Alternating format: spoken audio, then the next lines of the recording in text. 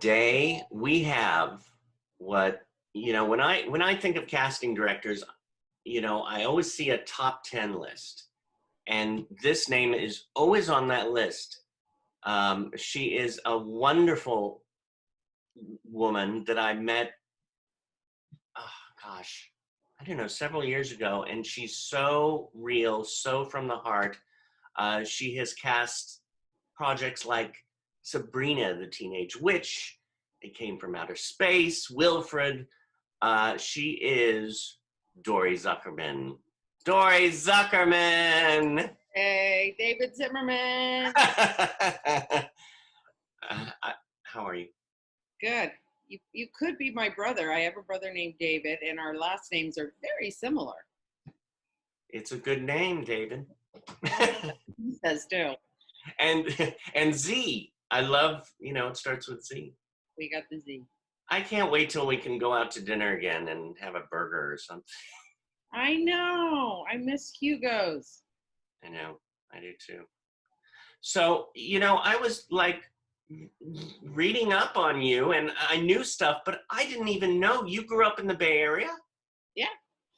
I'm from the Bay Area. And both my brother and I, when we were 10 and 8, started going to the American Conservatory Theater and the Young Conservatory. We were studying acting. Right. We were part of the first group of Young Conservatory people at ACT. And we were there for about 7 years. And it's fun to see people that we grew up with. One runs an improv group. There's ones that are successful actors, became film executives.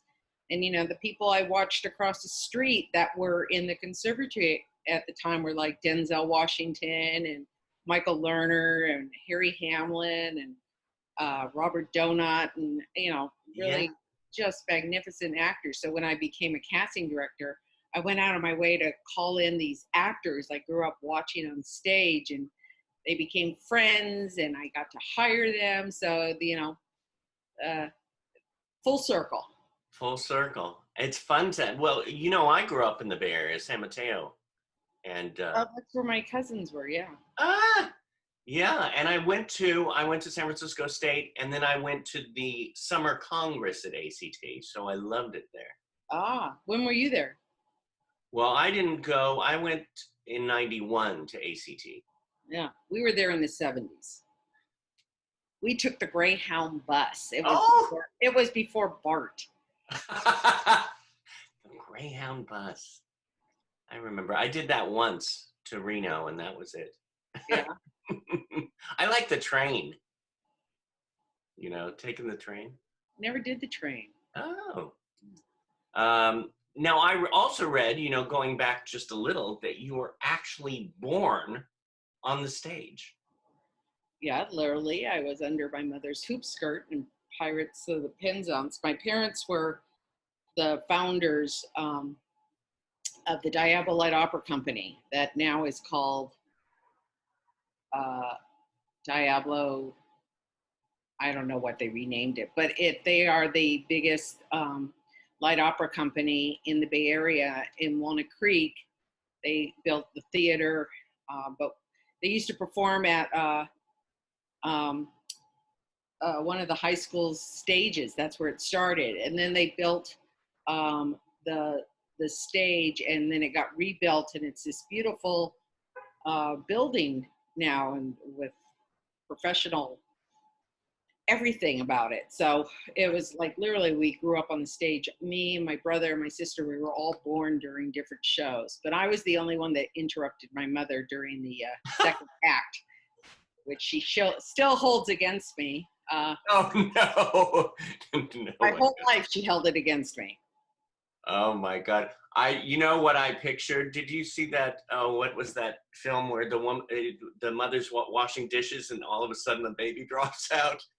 I forgot what comedy that was. Yeah, that's pretty much it. Yeah. I can imagine she's like singing a song and you come on out. Yeah, it's like at least I waited for intermission to start, And I guess she didn't go for the second act. So, I love that. I yeah. love that, to be born on stage. Now, when did you actually realize that I'm not going to act, I'm going to cast? Well, I got a lot of performing scholarships from high school. I was always the one that, I got the leads. In high school, I kind of was starting to flip over to dance and directing. So yeah, I literally got the dance department. They turned over their department to me in my senior year because the dance teacher took off a year. And so I got to put on the show. And I really liked that, but I never was confident enough to be, I didn't like acting. It made me too nervous. I was on the debate team. Me and Adam Schiff were on the debate team together, so there was that intimidation starting right then and there. Um, and I went to college and for it. And then when I transferred down to Cal State Northridge, Yeah. I realized I didn't have that gene. I didn't have that angst. I didn't have that drive to be in front of the camera or on stage. I wanted to be behind it. I wanted to help others get up on stage or get in front of the camera.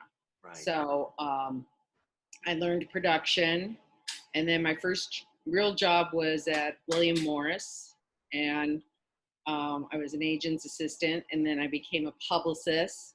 Right. A actor's babysitter. That's what they are. And then I got into casting, and I really liked it because I got to be around people that I admired, and I could see their process in front of the camera. They weren't nervous. They loved it. And I didn't have that. So I knew my thing was to help actors, not be one.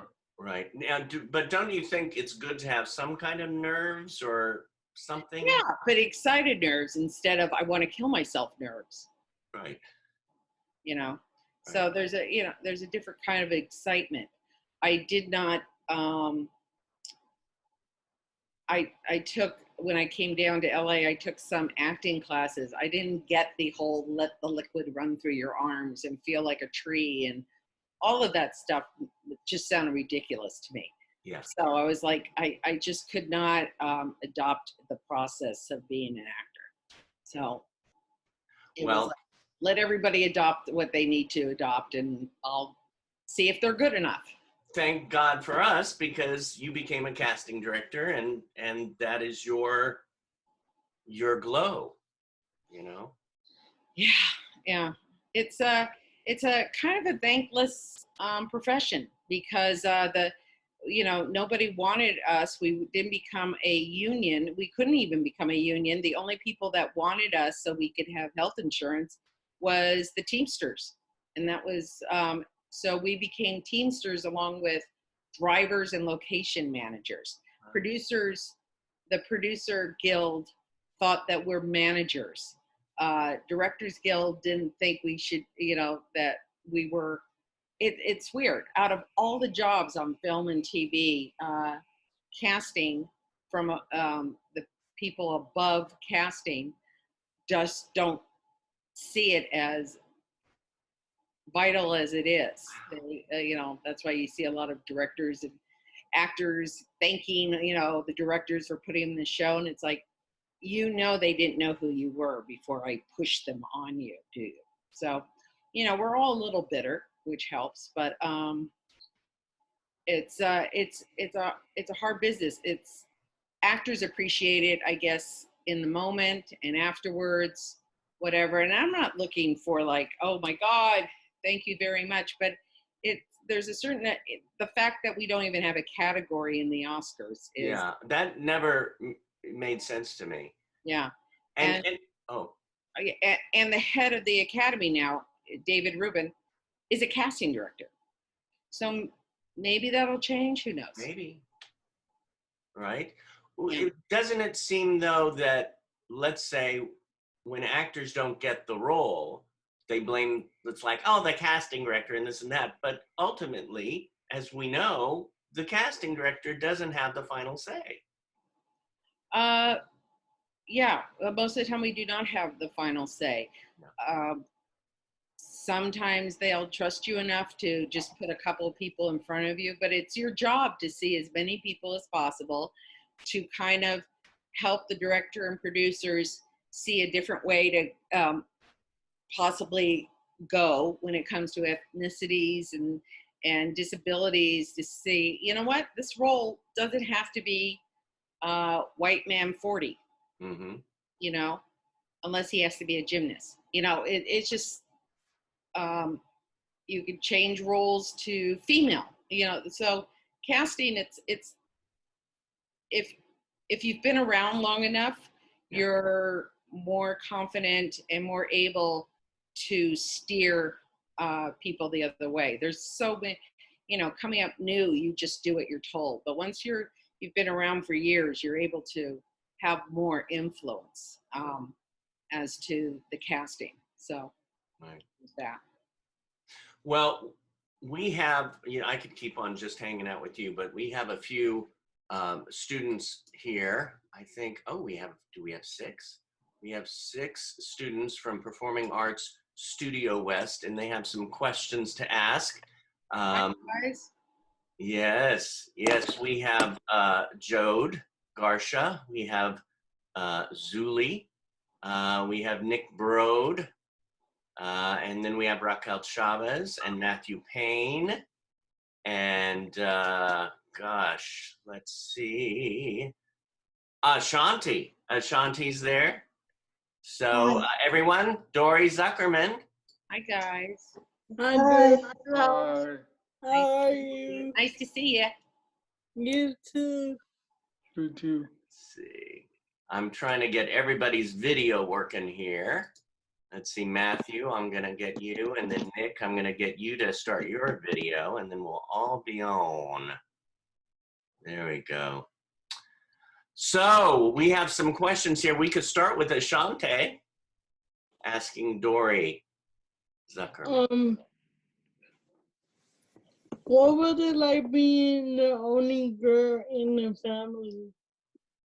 The only girl where? I couldn't hear you. What was it like being the only girl in your family? Oh, in the family? I actually have a younger sister that wants nothing to do with show business, and she's 9 years younger. So luckily I wasn't. I was the oldest, which I think is the hardest. It's hard. It's really hard to be the oldest because you're first with everything. And the second sibling gets half the amount of helicoptering from parents. And then the third one is like, you know, you're on your own. So Right. I think it's harder. Are you the only girl? No, I'm the oldest of 5. Yeah, well, see, we're the same. We're the oldest. They did everything to us. I like that question. I like these, like, you know, what's your favorite food? Kind of thing. Ice cream. Zuli Johnson. Yes, I have a question. What is your first to cast your cat? What is first to cast your carriers in casting? Now, I know what you're saying because I know you told it to me before. We have a little shaky connection there, but the question was, what is your process for casting a character?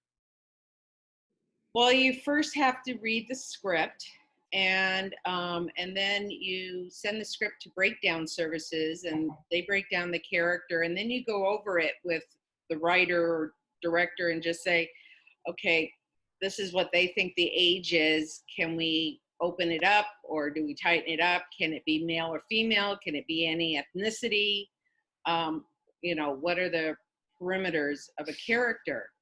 And a lot of times when I read a script at this point, every time I read a script, someone's voice will pop into my head as a prototype.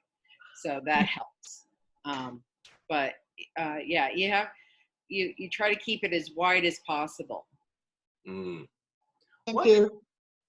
What was one of your most proudest casting jobs that you've done? Well, I've just this past year, I've done 2 documentaries on Pretty Woman, because that's was my first job.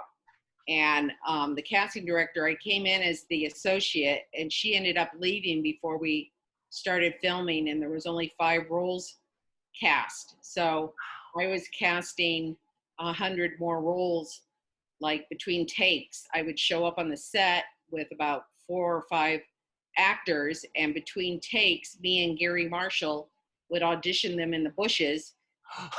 We would turn around for action, and then everyone would cross the street, and during Pretty Woman, blah, blah, blah, cut. All right, next. And someone would audition, and then we'd figure out who to send to wardrobe, because that's how Pretty Woman was made. We just did it as it was day to day. We didn't know what was going to happen. Oh my God. God, that's an amazing story. Yeah, and it's such a classic film.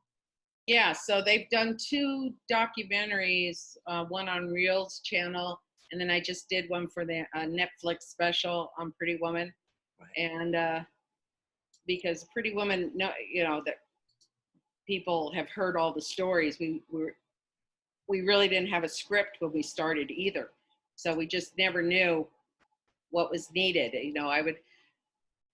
Gary would go, "I think we need a senator tomorrow." I'm like, alrighty. So I'd have to call agents at night and find out who was available and get them to a trailer in the morning. Wow. Yeah. Oh my God. All right, Raquel Chavez.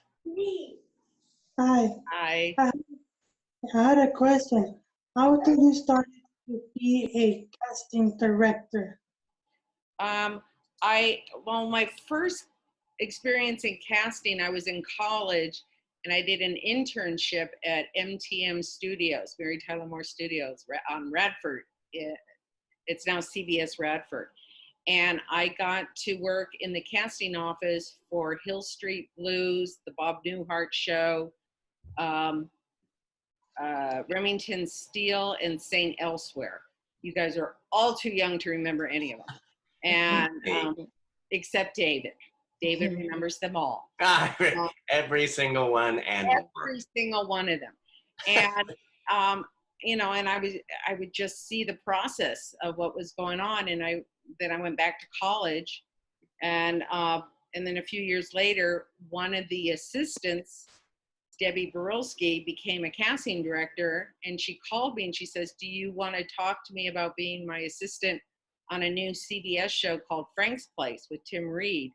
And Hugh Wilson created it. And I said, yeah. So that was my first casting job, and I really loved it. It's so fascinating to see these actors come in, and you get to help actors instead of worrying about being one. Yeah. Yeah. Wow. Jode Garsha. My question is, out of all the cast, all the projects you worked on, which one inspired you, and which one would you say is your best work? Probably my last series, Wilfred, with Elijah Wood. Yeah. Because I basically I could only pay anyone's scale, so I couldn't really. I had to rely on the parts being good enough, and getting some really big names. I got Robin Williams and Rutger Hauer. Wow, I'm just naming dead people right now. Rutger Hauer and I can't even think of all the people, but it was Mary Steenburgen. it was a really fun show to work on because the scripts were really challenging and they were open for any kind of person. Plus, my brother was the showrunner, so it was easy to shorthand with him when, you know, because I'm his big sister, so I could argue with him when behind the closed door. But we really were on the same page because he grew up going to ACT. We both had the same background, so we both had it was the most fun. And wow, it must be so nice to have your brother in the same industry and so close. Yeah, I actually got him into the business, and he's done much better than I have. But you know, he co-created Family Guy, so yeah, that's my brother. So you know, he's a very good writer. Yeah. Thanksgiving is always entertaining. And I bet you see some of your family in Family Guy sometimes. Well, actually, he put my ex-sister-in-law's parents, they were cartoons. They became two characters on an episode of Family Guy. It was very cute. Oh, that's cool. Does he Our still parents are dead now, so it doesn't matter. Does he still do it? Like in the part of his job creating stuff for Family Guy? Like is that actually? No, he just did the first couple of seasons, but his name is on it forever. When it says developed by, it says Seth MacFarlane and David Zuckerman. That's my brother. Okay. Wait, what's the difference between a co-writer and then a regular writer? Well, the way TV and film are different. So on a TV show, the executive producer and showrunner is usually the showrunner, who is usually the head writer. And then you have all the other writers under you. And they, before the season starts, they decide what every episode's going to be about. And each writer is assigned an episode. And then the showrunner takes the script and rewrites it so it comes from the same voice every time. So, and in feature films, it's the first person who wrote the script. Someone can like Pretty Woman. J.F. Lawton gets the credit for writing it. Literally, I think there's less than 10 lines that he wrote in the original script, still in that script. Wow. Wow. I remember when I had my one line on Meet the Fockers, that they went through many different screenwriters. Yeah, film is like, you never really know who wrote the film. Yeah. Yeah. Matthew Payne. Hey. Yes. Do you think that casting directors are more open to people with various handicaps now? I think they always were, and it's something that that they have to talk producers through, because a lot of them worry about timing or if there's a certain movement. I did a CBS show. I can't remember what it was called, but they hired off a tape this actress who had a disability with walking. I did not realize they were going to shoot her in heels walking down pebblestones, which she was not going to be able to do. And they went, why did we do this? And it's like, well, then shoot it differently. Oh. She was the best one for the role, so shoot it differently. So you don't get the shot of the high heels, or get someone else wearing the high heels, shoot from the waist down, and then cut it. So I think people are more, I think they're more willing at this point. Right now, being a white male or or female in perfect condition, nobody's looking for. They're looking for diversity right now in almost everything that's out there right now. Yeah. Yeah, I think this is the gates are really opening right now. It feels like, at least. Yeah. Yes, Mr. Broad, Nick Broad. Are there different types of casting directors? Do they have specialties? Well, not to sound snobby, but reality TV casting directors, we don't really consider casting directors. They don't get to cross over as much as they'd like to. Some people are just TV. I've never done film. I was lucky. I just did both TV and film. Yeah. And it was depending on working someone. I did a series with the South Park guys called That's My Bush. And it was a sitcom of George Bush family in the White House that always had a hidden meaning in it. And then 9/11 happened and the show was canceled immediately. Oh. It was like, I saw everyone on the show said, 9/11, we're in shock. And then we all went, we're also out of a job. But yeah, but a lot of people, some are strictly feature. I guess you can. It depends who calls you. We get called for jobs. Well, what do you prefer? Do you prefer film or TV or both? Or it depends on who the bosses are. Yeah. Do I want to work with them for 6 months, or do I want to just get this over with in 5 weeks? Yeah. For feature. Yeah. Can you tell I'm old and bitter at this point? No. Oh, I'll throw this question out. What do you tell an actor who's just moving to LA? Go home. Go back. Do you have a return ticket? Is it round trip? It's so crazy here because it's impossible to get an agent. It's impossible.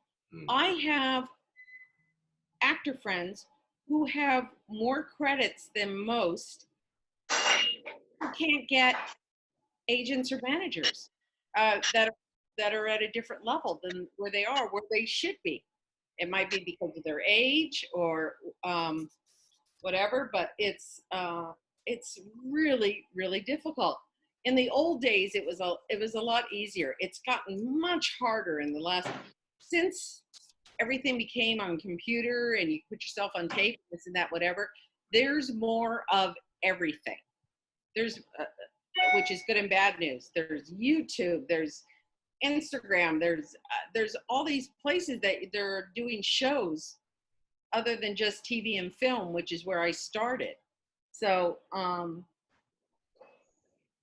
well, people are creating their own content, which then there are people sitting in agencies and studios watching all these shows, and people are getting series off of their YouTube channel. So, the good news and bad news. Yeah. I went to one of the, when they were showing a film at SAG, and Edward Norton was there. And one of the questions was about how do you get an agent? And he said, the craziest thing, I'm Edward Norton. I had a really good friend who's a great actor, and my agent wouldn't take him. So exactly what you say. It's like even people who are working a lot can't even get people in the door. Yeah. Well, agents have become very, very lazy.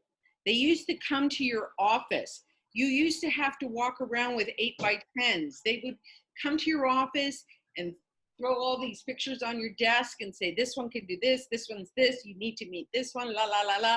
No one does that anymore. It's all email and texts.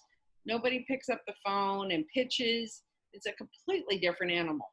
So you prefer the online, when people come in to audition for you, you don't really prefer but that's never going to happen again. Yeah. It's all going to be online. So now what are they doing? There's all these classes on how to do self tapes and light the room and use their equipment, and you know, that's Right. basically how auditioning. I know a lot of casting directors say, I will never meet an actor again in person. Yeah. And thank God we'll never have to worry about handshaking anymore. I never really liked handshaking. Yeah. And people might think that's rude, but you shake one person's hand who just dropped off their sick child at garden, and then you're screwed. Yeah. Yeah. Yeah, that used to be a question too about, a lot of people would go up and shake your hand. It's like, no, you could be nice, but you don't have to go up and kiss them. Bahara. Oh, 1 second, Joe. Let's do Bahara. Oh, sorry. It's okay. We have time for a couple more. Hi, David. Hi, Bahara. Becoming a casting director, what are the steps to become one? Oh, Missed the last part. What? Oh, you said becoming a casting director. I know Bahara's very interested in becoming a casting director. So what would you suggest for her? I know that we had mentioned about what are the steps to become one. Yeah, well, getting into casting is becoming as hard as anything as well, because casting directors need experienced assistants. But the best thing is trying to get an assistant job, which will require you to be able to operate, to really know computers and know the programs that are attached to breakdown services and all the recording and uploading of the videos and putting them on the link for the producers and setting up auditions. And now everything's just done on the computer. So you really have to know all the programs before you even get near a casting office. And then, and that's where you start as an assistant and learning all the gritty paperwork before you get to sit in the room and cast. You know what I really miss? I mean, not that I cast a lot, just a few things, but whether I cast or whether I act or whatever I'm doing, I like connecting with people. It's going to be a different thing, because a lot of people are much better in the room than they are on a video. Right. I don't know. I don't know. We're all new world. A whole new world. Sing it, David. Sing it. La la la la. Everybody. No. A whole new world. A new world. I hope we don't have to pay Disney now. Uh-oh. Did you sing more than 8 notes? No, so we're good. I have another question, David. Sure, I want to be sure. Did everybody get their first question yet? Yeah. Okay, yes, Shante. With the pandemic going on, right now, how is the casting? Like, how are you guys working with the pandemic right now? The few shows that are going on are being cast all online. People are you get submitted online by your agents, or you can join. The one thing you can do for yourself if you don't have an agent is join Actors Access from Breakdown Services, and then you will see the breakdowns. Casting allows Actors Access to see as well, and then you could submit online just like anybody else. It won't matter whether you have an agent or not. Also, Backstage West, I would keep an eye on too for roles. Yeah. But everything's going to be submitted online. And you know what's good actually about everyone here is everyone here has an agent at Performing Arts Studio West, which is great. And Awesome. Everybody gets submitted. David, I have not really a question. I feel like people have to be more optimistic about this pandemic and I know that things are gonna get better. You know, it's not gonna go backwards. So maybe it might take a year or two, but I think we'll be back shaking people's hands, you know, and slowly go back to Yeah. everyone, you know, in the same room. Yeah. You know, Well, maybe with less people, but you know. well, and I look forward to the hugs. Yeah, I miss the hugs. I miss the hugs a lot. Yeah. Weird to see people you love and you're just going like this. And it was like, I know, right? You got to hug the computer, right? So, what is your joy in life?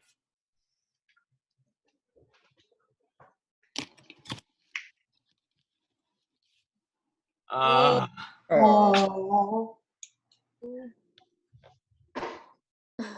Bacon butt. Did you say bacon butt? Yeah, that's his last name. I guess he's not Jewish.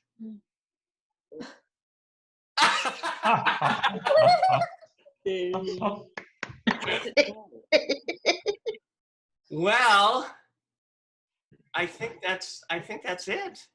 Is that good for everyone? Everybody good? Yeah. Thank you all for coming. And Dori, thank you so much. Thank you, David. It was wonderful meeting you all. Thank you, Dory. Good meeting Thank you, too. Dory. Yeah. Maybe in a few years we will be able to shake hands. I might be still wearing gloves just because I don't want to get sick, so I don't have to stay home and miss a day of work. Yeah, exactly. But otherwise, it will be great to see everybody. Yeah. It was, thank you for taking the time to answer all our questions. Oh, my pleasure. And good luck, everyone, and keep doing what you're doing, and enjoy it. It can happen.